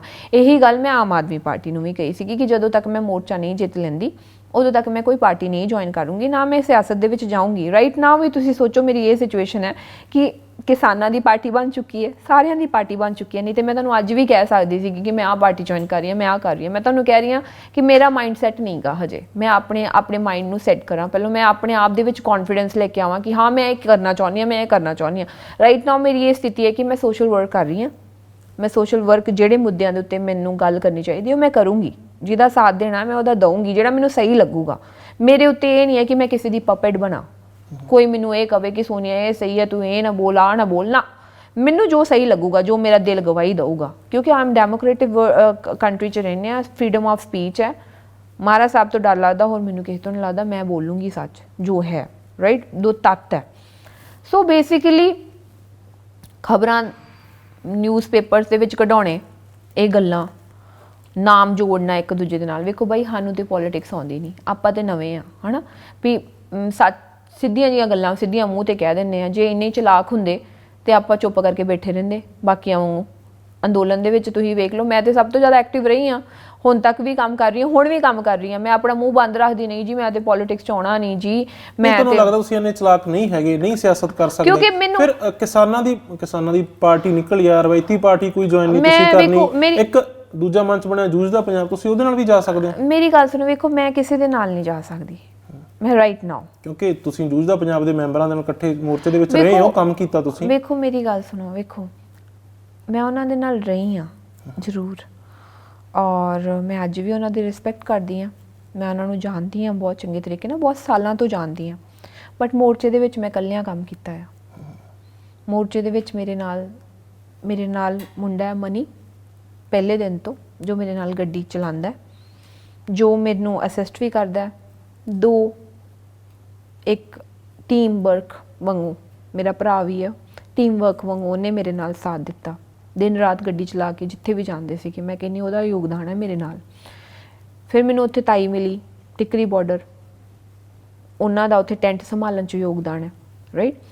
ਮੈਂ ਆਪਣੀ ਇੱਕ ਆਈਡੀਓਲੋਜੀ ਦੇ ਨਾਲ ਚੱਲੀ। ਮੇਰੇ ਫਾਦਰ ਸਾਹਿਬ ਦੀ ਜਥੇਬੰਦੀ ਹੈ ਕੀਰਤੀ ਕਿਸਾਨ ਯੂਨੀਅਨ, ਉਹਨਾਂ ਨੇ ਸਾਰੀ ਜ਼ਿੰਦਗੀ ਉੱਤੇ ਦਿੱਤੀ, ਉਹਨਾਂ ਦੀ ਆਈਡੀਓਲੋਜੀ ਸੀਗੀ ਉਹਨਾਂ ਨੇ ਆਪਣੀ ਆਈਡੀਓਲੋਜੀ ਦੇ ਉੱਤੇ ਜਾਨ ਦਿੱਤੀ ਹੈ।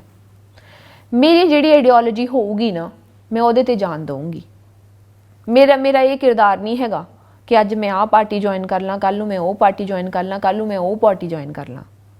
ਪਰ ਮੈਂ ਜਿਹੜੀ ਵੀ ਪਾਰਟੀ ਜੁਆਇਨ ਕਰੂੰਗੀ ਜਾਂ ਜਿਹੜੇ ਵੀ ਬੰਦੇ ਦੇ ਨਾਲ ਮੈਂ ਖੜੂੰਗੀ ਨਾ, ਉਹਨਾਂ ਮੈਂ ਦਿਲੋਂ ਖੜੂੰਗੀ, ਉਹ ਮੈਂ ਆਪਣੀ ਆਈਡੀਓਲੋਜੀ ਦੇ ਨਾਲ ਖੜੂੰਗੀ, ਉਹ ਤੱਤਾਂ ਦੇ ਨਾਲ ਖੜੂੰਗੀ, ਰਾਈਟ। ਜੇ ਉਸ ਬੰਦੇ ਦੀ ਕੱਲ੍ਹ ਨੂੰ ਸੋਚ ਨਹੀਂ ਮੈਚ ਖਾਂਦੀ ਮੇਰੇ ਨਾਲ, ਮੈਂ ਉਹਦੇ ਨਾਲ ਨਹੀਂ ਖੜੀ ਹਾਂ। ਵੈਸੇ ਜੂਝਦਾ ਪੰਜਾਬ ਨੇ ਤੁਹਾਨੂੰ ਕਦੇ ਅਪਰੋਚ ਕੀਤਾ ਵੀ ਤੁਸੀਂ ਇੱਧਰ? ਵੇਖੋ ਮੇਰੀ ਗੱਲ ਸੁਣੋ, ਜੂਝਦਾ ਪੰਜਾਬ ਨੇ ਅਪਰੋਚ ਕੀਤਾ ਨਹੀਂ ਕੀਤਾ, ਰਾਈਟ। ਵੇਖੋ ਅਮਤੋਜ ਬਾਈ ਨੇ ਇੱਕ ਮੈਂ ਗੱਲ ਕਰਦਾ, ਵੂਮਨ ਐਮਪਾਵਰਮੈਂਟ ਦੀ ਤੁਸੀਂ ਗੱਲ ਕਰਦੇ ਹੋ, ਗੁਲਪਨਾਗ ਆਏ ਨੇ, ਤੁਸੀਂ ਵੀ ਹੋ ਸਕਦੇ ਹੋ। ਵੇਖੋ ਮੇਰੀ ਗੱਲ ਸੁਣੋ, ਇਸ ਚੀਜ਼ ਬਾਰੇ ਮੈਨੂੰ ਨਹੀਂ ਪਤਾ, ਰਾਈਟ।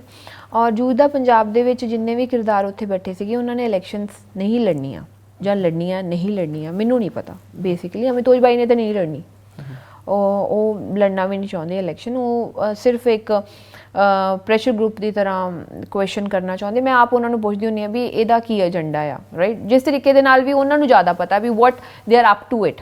ਜੂਝਦਾ ਪੰਜਾਬ ਦਾ ਮੈਨੂੰ ਜ਼ਿਆਦਾ ਡਿਟੇਲ ਦੇ ਵਿੱਚ ਨਹੀਂ ਹੈ ਸਾਰੀਆਂ ਗੱਲਾਂ ਪਤਾ, ਰਾਈਟ। ਹੁਣ ਗੁਲਪਨਾਜ਼ ਨੇ ਤੇ ਆਲਰੇਡੀ ਇਲੈਕਸ਼ਨ ਲੜੀ ਹੈ, ਚੰਗੀ ਗੱਲ ਹੈ, ਉਹ ਲੜਨੀ ਵੀ ਚਾਹੀਦੀ ਹੈ। ਔਰ ਅੱਗੇ ਵੀ ਮੈਨੂੰ ਲੱਗਦਾ ਵੀ ਉਹਨੂੰ ਜੇ ਚੰਗੀ ਗੱਲ ਆ, ਫਿਰ ਤੁਸੀਂ ਕਿਉਂ ਨਹੀਂ ਲੜਦੇ? ਸਵਾਲ ਤਾਂ ਇੱਥੇ ਹੀ ਆ। ਮੇਰੀ ਗੱਲ ਸੁਣੋ, ਮੈਂ ਕਿਉਂ ਨਹੀਂ ਲੜਦੀ? ਹਜੇ ਫਿਲਹਾਲ ਮੈਂ ਤੁਹਾਨੂੰ ਕਹਿ ਤੇ ਰਹੀ ਹਾਂ ਕਿ ਮੇਰਾ ਮਾਈਂਡ ਸੈਟ ਨਹੀਂ ਹੈਗਾ। ਮੇਰੇ ਫਾਦਰ ਸਾਹਿਬ ਦੀ ਜਥੇਬੰਦੀ ਨੇ ਵੀ ਕਿਹਾ ਤੂੰ ਸਾਡਾ ਝੰਡਾ ਚੱਕ, ਪਿਓ ਦੀ ਵਿਰਾਸਤ ਨੂੰ ਸਾਂਭ। ਮੇਰੇ ਫਾਦਰ ਸਾਹਿਬ ਦਾ ਜਿਹੜਾ ਆਫਿਸ ਹੈ ਕੁੱਕੜਾਂ ਵਾਲੇ, ਉੱਥੇ ਮੇਰੇ ਪਾਪਾ ਦੀਆਂ ਅਸਥੀਆਂ ਵਵਾਈਆਂ ਨਹੀਂ, ਉਸ ਆਫਿਸ ਦੇ ਵਿੱਚ ਜਿਹੜਾ ਉਹ ਲੱਗਾ। ਮੈਨੂੰ ਕੱਲ੍ਹ ਪਤਾ ਲੱਗਾ, ਸੋਚੋ। ਮੇਰੇ ਫਾਦਰ ਦੇ ਫਰੈਂਡ ਰਾਤੀ ਰੋਏ ਮੇਰੇ ਨਾਲ ਗੱਲ ਕਰਕੇ, ਜਿੱਦਣ ਮੋਰਚਾ ਜਿੱਤਿਆ ਉਹ ਉੱਥੇ ਗਏ, ਉੱਥੇ ਜਾ ਕੇ ਉਹਨਾਂ ਨੇ ਝੰਡਾ ਗੱਡਿਆ, ਉਹ ਉੱਥੇ ਪਈਆਂ ਨੇ, ਰਾਈਟ। ਉਹ ਉਹਨਾਂ ਦਾ ਇੱਕ ਜਜ਼ਬਾ ਸੀਗਾ, ਇੱਕ ਆਈਡੀਓਲੋਜੀ ਤੇ ਲੜਨਾ, ਇੱਕ ਆਈਡੀਓਲੋਜੀ ਦੇ ਉੱਤੇ ਜਾਨ ਦੇਣਾ, ਇੱਕ ਆਈਡੀਓਲੋਜੀ ਪਿੱਛੇ ਜਾਣਾ। ਮੇਰਾ ਜੋ ਜਜ਼ਬਾ ਹੈ ਰਾਈਟ ਨਾਓ, ਮੇਰੀ ਹਜੇ ਜਿਹੜੀ ਉਮਰ ਹੈ, ਮੈਂ ਆਪਣੀ ਉਮਰ ਦੇ ਵਿੱਚ ਆਪਣੇ ਆਪ ਨੂੰ ਡਿਸਕਵਰ ਕਰ ਰਹੀ ਹਾਂ। ਮੈਂ ਇਸ ਮੋਰਚਾ ਪਹਿਲਾਂ ਜ਼ਿੰਦਗੀ 'ਚ ਕਦੀ ਨਹੀਂ ਦੇਖਿਆ ਸੀਗਾ, ਮੈਂ ਪਹਿਲੀ ਵਾਰੀ ਦੇਖਿਆ। ਮੈਂ ਬਹੁਤ ਕੁਝ ਸਿੱਖਿਆ ਇਸ ਦੇ ਦੌਰਾਨ ਔਰ ਬਹੁਤ ਕੁਝ ਸਿੱਖੂੰਗੀ ਅੱਗੇ ਵੀ। ਸੋ ਜੋ ਮੇਰੀਆਂ ਇਹ ਸਾਰੀਆਂ ਐਕਸਪੀਰੀਅੰਸਿਸ ਤੋਂ ਜੋ ਮੇਰਾ ਤੱਤ ਨਿਕਲੂਗਾ ਐਂਡ ਆਫ ਦ ਡੇ, ਉਹਦੇ 'ਤੇ ਮੈਂ ਡਿਸੀਜਨ ਮੇਕਿੰਗ ਕਰੂੰਗੀ। ਹਜੇ ਤੱਕ ਮੈਂ ਸਿਰਫ ਮੈਂ ਸਾਰਾ ਕੁਝ ਦੇਖ ਰਹੀ ਹਾਂ, ਕੌਣ ਕੀ ਕਰ ਰਿਹਾ, ਕੌਣ ਕੀ ਹੋ ਰਿਹਾ। ਮੈਂ ਇਸ ਦੌਰਾਨ ਵੇਖਦੇ ਹੋਏ ਜਿਹੜਾ ਮੇਰਾ ਕੰਮ ਹੈ ਐਜੂਕੇਟ ਕਰਨਾ ਲੋਕਾਂ ਨੂੰ। ਮੈਂ ਇੱਕ ਲੈਟਸ ਐਜੂਕੇਟ ਪੰਜਾਬ ਮੂਵਮੈਂਟ ਵੀ ਸਟਾਰਟ ਕੀਤੀ ਸੀ, ਜਿਹਦੇ ਵਿੱਚ ਮੈਂ ਸੋਚਿਆ ਸੀ ਕਿ ਮੈਂ ਪਿੰਡਾਂ ਦੇ ਵਿੱਚ ਜਾ ਕੇ ਲਾਇਬ੍ਰੇਰੀਜ਼ ਬਣਾਉਂਗੀ, ਇਤਿਹਾਸਿਕ ਕਿਤਾਬਾਂ ਰੱਖੂੰਗੀ। ਜਿਹੜੀ ਮੈਂ ਪਹਿਲੀ I think library Mohali press club ਨੂੰ ਵੀ ਡੋਨੇਟ ਕੀਤੀ ਹੈ, ਉਹਦੇ ਵਿੱਚ ਕਿਤਾਬਾਂ ਰੱਖੀਆਂ ਤਾਂ ਕਿ ਚੰਗੀ ਪ੍ਰੈਸ ਦੇ ਕੋਲ ਵੀ ਚੰਗੀਆਂ ਬੁੱਕਸ ਆਉਣੀਆਂ ਚਾਹੀਦੀਆਂ, ਪ੍ਰੈਸ ਵੀ ਚੰਗੇ ਤਰੀਕੇ ਦੇ ਨਾਲ ਨੋਟਸ ਆਉਣੇ ਚਾਹੀਦੇ। ਤੁਸੀਂ ਦੀ ਅਸਥੀ ਦੀ ਗੱਲ ਕਰ ਰਹੇ ਸੀ ਹੁਣੇ, ਤੁਸੀਂ ਅਕਸਰ ਮੈਂ ਤੁਹਾਨੂੰ ਸੁਣਿਆ ਤੁਸੀਂ ਸਟੇਜਾਂ ਤੋਂ ਜਾਂ ਸੋਸ਼ਲ ਮੀਡੀਆ ਤੇ ਉਹਨਾਂ ਦੀ ਚਿੱਠੀ ਪੜ੍ਹਦੇ ਹੋ, ਪਾਉਂਦੇ ਹੋ, ਤੇ ਫਿਰ ਲੱਗਦਾ ਨਹੀਂ ਕਦੇ ਪਿੱਤਲ ਵਾਲਾ ਝੰਡਾ ਚੱਕ ਲੈਣਾ ਚਾਹੀਦਾ? ਵੇਖੋ ਮੇਰੀ ਗੱਲ ਸੁਣੋ, ਮੇਰੇ ਪਾਪਾ ਦੀ ਜੁੱਤੀ ਦੇ ਸਮਾਨ ਵੀ ਨਹੀਂ ਹੈਗੀ ਮੈਂ, ਸੱਚ ਗੱਲ ਦੱਸਾਂ ਤੇ। ਮੇਰੇ ਫਾਦਰ ਨੇ ਜੋ ਇੱਕ ਚਿੱਠੀ ਲਿਖੀ ਹੈ ਮੈਨੂੰ, ਜੋ ਬਹੁਤ ਸਾਰੀਆਂ ਲੈਂਗੁਏਜਸ ਦੇ ਵਿੱਚ ਛਪੀ ਵੀ ਹੈ, ਉਹਦੇ ਵਿੱਚ ਬਹੁਤ ਕੁਝ ਲਿਖਿਆ ਉਹਨਾਂ ਨੇ। ਇੱਕ ਧੀ ਵਾਸਤੇ ਉਹਨਾਂ ਦੀਆਂ ਬਹੁਤ ਸਾਰੀਆਂ ਐਕਸਪੈਕਟੇਸ਼ਨ ਸੀਗੀਆਂ, ਔਰ ਜੋ ਐਕਸਪੈਕਟੇਸ਼ਨਸ ਨੂੰ ਲੈਂਦੇ ਹੋਏ ਮੈਂ ਅੱਜ ਵੀ ਕੋਸ਼ਿਸ਼ ਕਰ ਰਹੀ ਹਾਂ ਉਸ ਚੀਜ਼ਾਂ ਦੇ ਉੱਤੇ ਕੰਮ ਕਰਦੀ, ਐਜ਼ ਅ ਸੋਸ਼ਲ ਵਰਕ ਕਰ ਰਹੀ ਹਾਂ। ਬੇਸਿਕਲੀ ਮੈਂ ਇਮੋਸ਼ਨਲ ਹੋ ਜਾਂਦੀ ਹਾਂ ਜਦੋਂ ਵੀ ਮੈਂ ਆਪਣੇ ਫਾਦਰ ਦੀ ਚਿੱਠੀ ਬਾਰੇ ਗੱਲ ਕਰਦੀ ਹਾਂ, ਬਿਕਾਜ਼ ਮੈਂ ਉਹਨਾਂ ਨੂੰ ਕਦੇ ਦੇਖਿਆ ਨਹੀਂ, ਬਟ ਬਹੁਤ ਮਹਾਨ ਇਨਸਾਨ ਸੀਗੇ ਜਿਨ੍ਹਾਂ ਨੇ ਉਸ ਟਾਈਮ ਦੇ ਉੱਤੇ ਵੀ, ਜਿਨ੍ਹਾਂ ਨੂੰ ਇੱਕ ਬੇਟੀ ਚਾਹੀਦੀ ਸੀਗੀ ਔਰ ਜਿਨ੍ਹਾਂ ਦੀ ਆਈਡੀਓਲੋਜੀ ਇਹ ਸੀਗੀ ਆਪਣੀ ਬੇਟੀ ਦੇ ਪ੍ਰਤੀ ਮੁੰਡੇ ਕੁੜੀ ਦੇ ਵਿੱਚ ਕੋਈ ਡਿਫਰੈਂਸ ਨਹੀਂ ਹੋਣਾ, ਸਾਰੇ ਧਰਮਾਂ ਤੋਂ ਉੱਤੇ ਉੱਠ ਕੇ ਇੱਕ ਚੰਗੇ ਇਨਸਾਨ ਬਣਨ ਦੀ ਕੋਸ਼ਿਸ਼ ਕਰਨਾ। ਔਰ 32-33 ਸਾਲਾਂ ਦੇ ਵਿੱਚ ਸ਼ਹਾਦਤ ਪਾ ਲਈ ਉਹਨਾਂ ਨੇ। ਪਿੰਡ ਦੇ 16 ਸਾਲ ਸਰਪੰਚ ਰਹੇ, ਸਟੂਡੈਂਟ ਪੋਲੀਟਿਕਸ ਕੀਤੀ, ਲੋਕਾਂ ਵਾਸਤੇ ਖੜੇ ਹਮੇਸ਼ਾ ਖੜੇ। ਔਰ ਮੇਰੇ ਮੰਮਾ ਨੂੰ ਵੀ ਮੈਂ ਸੈਲਿਊਟ ਕਰਦੀ ਹਾਂ, 19-20 ਸਾਲਾਂ ਦੀ ਉਮਰ ਦੇ ਵਿੱਚ ਮੇਰੇ ਫਾਦਰ ਦੀ ਡੈਥ ਹੋ ਗਈ। ਉਸ ਤੋਂ ਬਾਅਦ ਉਹਨਾਂ ਨੇ ਦੂਜਾ ਵਿਆਹ ਨਹੀਂ ਕਰਾਇਆ ਕਿਉਂਕਿ ਉਹ ਇੱਕ ਔਰ ਇੱਕੋ ਪਾਰਟੀ 'ਚ ਰਹੇ ਸਾਰੀ ਜ਼ਿੰਦਗੀ, ਮੇਰੇ ਮੰਮਾ ਮੇਰੇ ਪਾਪਾ ਵਾਲੀ ਪਾਰਟੀ 'ਚ। ਜਦੋਂ ਇਹ ਅਕਾਲੀ ਦਲ ਵਾਲੀਆਂ ਗੱਲਾਂ ਆਈਆਂ ਸੀਗੀਆਂ ਸਾਹਮਣੇ, ਮੇਰੇ ਮੰਮਾ ਪਿੰਡ ਰਹਿੰਦੇ ਆ, ਉਹ ਉੱਥੇ ਹੀ ਰਹਿੰਦੇ ਆ ਜਿੱਥੇ ਮੇਰੇ ਪਾਪਾ ਨੇ ਵਿਆਹ ਕੇ ਲਿਆਂਦਾ ਸੀਗਾ ਉਹਨਾਂ ਨੂੰ, ਔਰ ਅੱਜ ਵੀ ਉਸੇ ਘਰ 'ਚ ਰਹਿੰਦੇ ਆ। ਔਰ ਉਹਨਾਂ ਨੇ ਮੈਨੂੰ ਇੱਕ ਗੱਲ ਪੁੱਛੀ, ਮੈਨੂੰ ਕਹਿੰਦੇ ਕਿ ਤੂੰ ਅਕਾਲੀ ਦਲ ਜੁਆਇਨ ਕਰ ਰਹੀ ਹੈ? ਮੈਂ ਕਿਹਾ ਨਹੀਂ ਮੰਮਾ ਮੈਂ ਨਹੀਂ ਕਰ ਰਹੀ।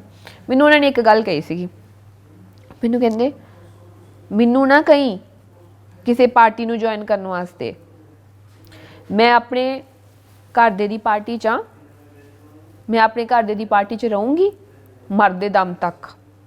ਮੈਂ ਉਹਦੇ ਲਈ ਜ਼ਿੰਦਗੀ ਦਿੱਤੀ ਹੈ, ਉਹਦੇ ਲਈ ਉਹਦੇ ਨਾਲ ਹੈ। ਮਤਲਬ ਮੈਂ ਉਹਨਾਂ ਦਾ ਜਜ਼ਬਾ ਵੇਖ ਕੇ ਸੀਗੀ ਕਿ ਲਾਈਕ ਮੇਰੇ ਮੰਮਾ ਤੇ ਮੇਰੇ ਪਾਪਾ ਨੇ ਐਜ਼ ਅ ਸੋਸ਼ਲ ਐਕਟਿਵਿਸਟ, ਮੇਰੇ ਮੰਮਾ ਵੀ ਕੰਮ ਕਰਦੇ ਸੀਗੇ ਪਾਪਾ ਦੇ ਨਾਲ, ਮਤਲਬ ਉਹ ਹਸਬੈਂਡ ਵਾਈਫ ਦੋਵੇਂ ਕੰਮ ਕਰਦੇ ਸੀਗੇ। ਮੈਨੂੰ ਕਹਿੰਦੇ ਕਿ ਮੈਂ ਤੈਨੂੰ ਨਹੀਂ ਕਹਿੰਦੀ ਕਿ ਤੂੰ ਕਿਹੜੀ ਪਾਰਟੀ ਜੁਆਇਨ ਕਰਨੀ ਹੈ, ਕੀ ਜੁਆਇਨ ਕਰਨਾ ਹੈ, ਬਟ ਮੈਂ ਤੈਨੂੰ ਇਹ ਜ਼ਰੂਰ ਕਹੂੰਗੀ ਕਿ ਆਪਣੇ ਪਿਓ ਨੂੰ ਸ਼ਰਮਨਾਕ ਸਥਿਤੀ ਦੇ ਵਿੱਚ ਨਾ ਲੈ ਕੇ ਆਈ, ਨਾ ਮੈਨੂੰ ਲੈ ਕੇ ਆਈ। ਇਹੋ ਜਿਹਾ ਕੋਈ ਕੰਮ ਨਾ ਕਰੀ ਜਿਹਦੇ ਨਾਲ ਉਹਨਾਂ ਨੂੰ ਦੁੱਖ ਪਹੁੰਚੇ। ਵੀ ਇੱਕ ਜੋ ਚਿੱਠੀ ਦੇ ਵਿੱਚ ਲਿਖਿਆ ਹੈ, ਇੱਕ ਚੰਗੀ ਇਨਸਾਨ ਬਣਨ ਦੀ ਕੋਸ਼ਿਸ਼ ਕਰੀ, ਧਰਮਾਂ ਦੇ ਵਿੱਚ ਆਪਣੀ ਇਨਸਾਨੀਅਤ ਨਾ ਵੰਡੀ ਜਾਣ ਦੇਈ, ਸਾਰੇ ਧਰਮਾਂ ਦੀ ਰਿਸਪੈਕਟ ਕਰੀ, ਪਰ ਇੱਕ ਇਨਸਾਨੀਅਤ ਦੇ ਤੌਰ ਦੇ ਉੱਤੇ ਰਹੀਂ ਔਰ ਲੋਕ ਸੇਵਾ ਕਰੀ, ਔਰ ਲਾਲਚ ਨਾ ਲੈ ਕੇ ਆਈ ਆਪਣੇ ਦਿਲ ਦੇ ਵਿੱਚ। ਇਹ ਨਾ ਹੋਵੇ ਕਿ ਕਿਸੇ ਲਾਲਚ ਦੇ ਪ੍ਰਤੀ ਤੂੰ ਆਪਣਾ ਈਮਾਨ ਵੇਚ ਦੇ। ਰੋਟੀ 2 ਵਕਤ ਦੀ ਘਰ ਆਪਾਂ ਅੱਜ ਵੀ ਖਾਂਦੇ ਹਾਂ, ਕੱਲ੍ਹ ਵੀ ਖਾਵਾਂਗੇ। ਮੇਰੇ ਫਾਦਰ ਦੀ ਜਦੋਂ ਡੈਥ ਹੋਈ ਹੈ, ਸਾਡੀ ਜ਼ਮੀਨ ਦੇ ਉੱਤੇ ਮੇਰੇ ਪਾਪਾ ਨੇ ਕਰਜ਼ਾ ਲੈ ਕੇ ਸਾਡੇ ਪਿੰਡ ਦੇ ਸਕੂਲ ਦੀਆਂ ਛੱਤਾਂ ਵੀ ਪਵਾਈਆਂ ਸੀਗੀਆਂ ਕਿਉਂਕਿ ਮੀਂਹ ਆਉਂਦਾ ਸੀਗਾ। ਮੇਰੇ ਪਿੰਡ ਦੇ ਸਰਪੰਚ ਵੀ ਸੀਗੇ, ਮਤਲਬ ਜ਼ਮੀਨਾਂ ਦੇ ਕਰਜ਼ੇ ਲੈ ਕੇ ਕਿਸਾਨਾਂ ਨੂੰ। ਮੰਮਾ ਕਹਿੰਦੇ ਉਹ ਕਿਰਦਾਰ ਆ ਸਾਡਾ ਇਹ ਕਿਰਦਾਰ ਨਹੀਂ ਹੈ ਕਿ ਅਸੀਂ ਕਿਸੇ ਤੋਂ ਪੈਸੇ ਲਵਾਂਗੇ ਜਾਂ ਕਿਸੇ ਤੋਂ ਲਾਲਚ ਦੇ ਵਿੱਚ ਵਿਕ ਜੇ। ਤਾਂ ਹੀ ਮੈਂ ਤੁਹਾਨੂੰ ਕਹਿੰਦੀ ਹਾਂ ਕਿ ਮੇਰੇ ਮਾਈਂਡ ਦੇ ਉੱਤੇ ਬਹੁਤ ਪ੍ਰੈਸ਼ਰ ਆ ਬਹੁਤ ਸਾਰੀਆਂ ਗੱਲਾਂ ਦਾ। ਸੋ ਮੇਰੇ ਵਾਸਤੇ ਕੋਈ ਈਜ਼ੀ ਨਹੀਂਗਾ ਕਿ ਕੋਈ ਵੀ ਡਿਸੀਜਨ ਮੇਕਿੰਗ ਮੈਂ ਬਹੁਤ ਛੇਤੀ ਕਰ ਲਾਂ ਆਪਣੀ ਜ਼ਿੰਦਗੀ ਦੇ ਵਿੱਚ, ਕਿ ਮੈਂ ਕਿਸੇ ਲਾਲਚ ਦੇ ਪ੍ਰਤੀ ਵਿਕ ਜਾਂ ਮੈਂ ਕਿਸੇ ਦੇ ਨਾਲ ਚੱਲ ਜਾਂ, ਰਾਈਟ। ਮੈਂ ਉਹ ਸਾਰੀਆਂ ਚੀਜ਼ਾਂ ਨੂੰ ਮੈਂ ਆਪਣੇ ਦਿਮਾਗ ਦੇ ਵਿੱਚ ਰੱਖਦੀ ਹਾਂ, ਸੋਚਦੀ ਹਾਂ। ਫਿਰ ਜਦੋਂ ਮੈਨੂੰ ਸਾਰੀਆਂ ਚੀਜ਼ਾਂ ਨੂੰ ਆਲ ਟੂਗੇਦਰ, ਕਿਉਂਕਿ ਮੇਰੇ ਫਾਦਰ ਦੀ ਜਿਹੜੀ ਜਥੇਬੰਦੀ ਹੈ ਜਾਂ ਮੇਰੇ ਫਾਦਰ ਦੀ ਜਿਹੜੀ ਸੋਚ ਹੈ ਜਾਂ ਮੇਰੇ ਫਾਦਰ ਦੀ ਜਿਹੜੀ ਪਾਰਟੀ ਹੈ, ਉਹ ਬਹੁਤ ਕੱਟੜ ਸੋਚ ਹੈ ਉਹਨਾਂ ਦੀ। ਬਹੁਤ ਹੀ ਸਿਧਾਂਤਾਂ ਵਾਲੇ ਲੋਕ ਨੇ ਉਹ ਜਿੱਥੇ ਖੜ ਗਏ। ਮੈਂ ਆਪਣੇ ਆਪ ਨੂੰ ਤੋਲਦੀ ਹਾਂ ਉਹਨਾਂ ਦੇ ਬਰਾਬਰ ਕਿ ਮੈਂ ਉਸ ਲਾਇਕ ਹੈਗੀ ਹਾਂ ਹਜੇ ਕਿ ਨਹੀਂ ਹੈਗੀ। ਮੇਰਾ ਉਸ ਲਾਇਕ ਮੈਂ ਹਜੇ ਹੌਲੀ ਤਾਂ ਨਹੀਂ ਉਹਨਾਂ ਤੋਂ, ਮਤਲਬ ਮੈਂ ਆਪਣੇ ਆਪ ਨੂੰ ਤੋਲਦੀ ਹਾਂ ਉਹਨਾਂ ਦੇ ਨਾਲ। ਕਿਉਂਕਿ ਜਾਨ ਦੇ ਦੇਣੀ, ਸ਼ਹਾਦਤਾਂ ਦੇ ਦੇਣੀਆਂ, ਇੱਕ ਚੀਜ਼ 'ਤੇ ਖੜੇ ਰਹਿਣਾ, ਪਰਵਾਹ ਨਹੀਂ ਕਰਨੀ ਆਪਣੀ ਜ਼ਿੰਦਗੀ ਦੀ, ਔਰ ਆਪਣੀ ਕੰਫਰਟ ਜ਼ੋਨ ਨੂੰ ਛੱਡ ਦੇਣਾ, ਪਰਵਾਹ ਹੀ ਨਹੀਂ ਕਰਨੀ, ਚੱਪਲਾਂ ਪਾ ਕੇ ਇੱਧਰ ਉੱਧਰ ਜਿੱਥੇ ਮਰਜੀ, ਯੂ ਨੋ ਵਾਟ। ਇਹੋ ਜਿਹੀ ਜਿਹੜੀ ਕਿਸਮ ਦੀ ਲਾਈਫ ਹੁੰਦੀ ਹੈ ਨਾ, ਉਹ ਬਹੁਤ ਡਿਫਿਕਲਟ ਜੀਣੀ ਹੁੰਦੀ ਹੈ, ਬਹੁਤ ਡਿਫਿਕਲਟ ਕਰਨੀ ਹੁੰਦੀ ਹੈ, ਰਾਈਟ। ਹੁਣ ਅੱਜ ਮੈਂ ਆਪਣੇ ਆਪ ਨੂੰ ਤੋਲਦੀ ਹਾਂ ਕਿ ਮੈਂ ਉਸ ਲਾਈਫ ਸਟਾਈਲ ਦੇ ਵਿੱਚ ਜੀਵੀ ਹਾਂ। ਛੋਟੇ ਹੁੰਦੇ ਤੋਂ ਦੇਸ਼ ਭਗਤ ਯਾਦਗਾਰ ਹਾਲ ਜਾਣਾ, ਗਦਰੀ ਬਾਬਿਆਂ ਦੇ ਨਾਲ ਰਹਿਣਾ, ਮੇਰੇ ਪਾਪਾ ਦੀ ਬਰਸੀ ਦੇਖਣੀ, ਮੈਂ ਸਾਰੇ ਮਾਹੌਲ ਦੇਖੇ ਹੈ। ਬਟ ਮੈਂ ਨਾ ਮਿਕਸ ਹੋ ਗਈ, ਸਮਝ ਰਹੇ ਹੋ ਮੇਰੀ ਸਥਿਤੀ, ਮੈਂ ਮਿਕਸ ਹੋ ਗਈ। ਮੈਂ ਇਨਕਲਾਬੀ ਮਾਹੌਲ 'ਚ ਵੀ ਰਹੀ, ਮੈਂ ਗਲੈਮਰ ਵਰਲਡ ਵੀ ਦੇਖ ਲਿਆ, ਮੈਂ ਸਾਰੀ ਦੁਨੀਆ ਦੇਖ ਲਈ। ਹੁਣ ਮੈਂ ਉਸ ਕਨਫਿਊਜ਼ਨ 'ਚ ਹਾਂ ਕਿ ਮੈਂ ਇੱਥੇ ਐਡਜਸਟ ਕਰ ਸਕਦੀ ਹਾਂ ਆਪਣੇ ਆਪ ਨੂੰ, ਮੈਂ ਕੰਫਰਟ ਜ਼ੋਨ ਛੱਡ ਕੇ ਉੱਥੇ ਬਹਿ ਸਕਦੀ ਹਾਂ, ਉਹਨਾਂ ਦੇ ਨਾਲ ਬਹਿ ਸਕਦੀ ਹਾਂ, ਬਟ ਮੈਂ ਸਾਰੀ ਤਰੀਕੇ ਦਾ ਕੰਫਰਟ ਜ਼ੋਨ ਛੱਡ ਸਕਦੀ ਹਾਂ। ਕਿਉਂਕਿ ਕਿਤੇ ਨਾ ਕਿਤੇ ਤੁਹਾਡੇ ਅੰਦਰ, ਜਦੋਂ ਤੁਸੀਂ ਬਾਲੀਵੁੱਡ 'ਚ ਜਾਂਦੇ ਹੋ, ਕਿਤੇ ਜਾਂਦੇ ਹੋ, ਤੁਹਾਡੇ ਅੰਦਰ ਇੱਕ ਚੱਕਾ ਚੌਂਧ ਦੀ ਅਟਰੈਕਸ਼ਨ ਹੁੰਦੀ ਹੈ ਕਿ ਮੈਨੂੰ ਉਹ ਅਟਰੈਕਸ਼ਨ ਖਤਮ ਹੋ ਗਈ ਹੈ ਮੇਰੇ ਅੰਦਰੋਂ ਕਿ ਨਹੀਂ ਹੈਗੀ ਹਜੇ, you know I am discovering myself ਹਜੇ ਵੀ। ਬਟ ਹਾਂ, ਇਹ ਜ਼ਰੂਰ ਹੈ ਕਿ ਮੈਂ ਲੋਕਾਂ ਵਾਸਤੇ ਕੰਮ ਕਰਨਾ ਚਾਹੁੰਦੀ ਹਾਂ, ਲੋਕਾਂ ਦੇ ਮੁੱਦੇ ਚੁੱਕਣਾ ਚਾਹੁੰਦੀ ਹਾਂ, ਲੋਕਾਂ ਦੀ ਹੈਲਪ ਕਰਨਾ ਚਾਹੁੰਦੀ ਹਾਂ। ਬਟ ਮੈਂ ਆਪਣੇ ਆਪ ਨੂੰ ਹਜੇ ਡਿਸਕਵਰ ਕਰ ਰਹੀ ਹਾਂ, ਮੈਂ ਆਪਣੇ ਆਪ ਨੂੰ ਕਿਸ ਲੈਵਲ ਦੇ ਉੱਤੇ ਸਟੈਂਡ ਕਰੂੰਗੀ। ਪਰ ਜਿੱਥੇ ਵੀ ਸਟੈਂਡ ਕਰੂੰਗੀ, ਉਹ ਮੇਰਾ ਜੋ ਡਿਸੀਜਨ ਹੋਊਗਾ ਉਹ ਆਰ ਜਾਂ ਪਾਰ ਦਾ ਡਿਸੀਜਨ ਹੋਊਗਾ। ਸੁਣਨ 'ਚ ਇਹ ਵੀ ਹੈ ਕਿ ਬੀਜੇਪੀ ਪੰਜਾਬ ਦੇ ਲੀਡਰਾਂ ਰਾਹੀਂ ਤੁਹਾਡੇ ਤੱਕ ਅਪਰੋਚ ਕਰ ਰਹੀ ਹੈ, ਅਤੇ ਜੇ ਸਿੱਧਾ ਪਾਰਟੀ 'ਚ ਨਹੀਂ ਆਉਣਾ, ਉਹ ਇਹ ਆਖ ਰਹੇ ਨੇ ਇਲੈਕਸ਼ਨ ਨਹੀਂ ਲੜਨੀ, ਤਾਂ ਕੇਂਦਰ ਦੇ ਵਿੱਚ ਤੁਹਾਨੂੰ ਹੋਰ ਕੋਈ ਪੋਜੀਸ਼ਨ ਵੀ ਦੇ ਸਕਦੇ। ਵੇਖੋ, ਬੀਜੇਪੀ ਦੇ ਅੱਗੇ ਮੇਰੀ ਹਰ ਇੱਕ ਪਾਰਟੀ ਨੂੰ ਕੋਈ ਇਹੋ ਜਿਹਾ ਇਨਸਾਨ ਚਾਹੀਦਾ ਹੁੰਦਾ ਹੈ ਵੀ ਜਿਹੜਾ ਲੋਕਾਂ ਦੇ ਮੁੱਦੇ ਚੁੱਕੇ, ਲੋਕਾਂ ਬਾਰੇ ਗੱਲ ਕਰੇ, ਬੇਬਾਕ ਤਰੀਕੇ ਦੇ ਨਾਲ ਜਾਵੇ।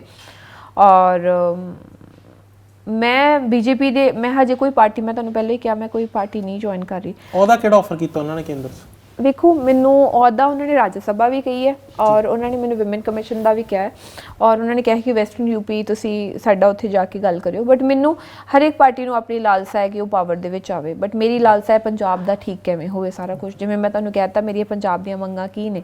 ਮੇਰੇ ਪੰਜਾਬ ਦਾ ਕਰਜ਼ਾ ਮਾਫ ਹੋਣਾ ਚਾਹੀਦਾ ਹੈ, ਮੇਰੇ ਭਰਾ ਜਿਹੜੇ ਜੇਲ੍ਹਾਂ ਦੇ ਵਿੱਚ ਇੰਨੇ ਸਾਲਾਂ ਤੋਂ ਜਿਨ੍ਹਾਂ ਦੇ ਮਾਵਾਂ ਨੇ ਨਹੀਂ ਦੇਖਿਆ ਉਹਨਾਂ ਨੂੰ ਬਾਹਰ ਆਉਣਾ ਚਾਹੀਦਾ ਆ, ਸਾਡਾ ਬਾਰਡਰ ਵਾਲਾ ਵਪਾਰ ਖੁੱਲ੍ਹਣਾ ਚਾਹੀਦਾ ਹੈ। ਸੋ ਇਹ ਸਨ ਸੋਨੀਆ ਮਾਨ ਜਿਨ੍ਹਾਂ ਨੇ ਸਾਰੀ ਸਥਿਤੀ ਕਲੀਅਰ ਕੀਤੀ ਹੈ ਤੇ ਉਹਨਾਂ ਨੇ ਇਹ ਵੀ ਦੱਸਿਆ ਉਹਨਾਂ ਦੀਆਂ ਕੀ ਸ਼ਰਤਾਂ ਨੇ। ਜਿਹੜੀ ਵੀ ਪਾਰਟੀ ਇਹਨਾਂ ਸ਼ਰਤਾਂ ਤੇ ਕੰਮ ਕਰੇਗੀ, ਉਹਨਾਂ ਦੀਆਂ ਸ਼ਰਤਾਂ ਪੁਗਾਏਗੀ, ਉਸ ਪਾਰਟੀ ਦੇ ਨਾਲ ਉਹ ਕੰਮ ਕਰਨ ਦੇ ਲਈ ਤਿਆਰ ਨੇ।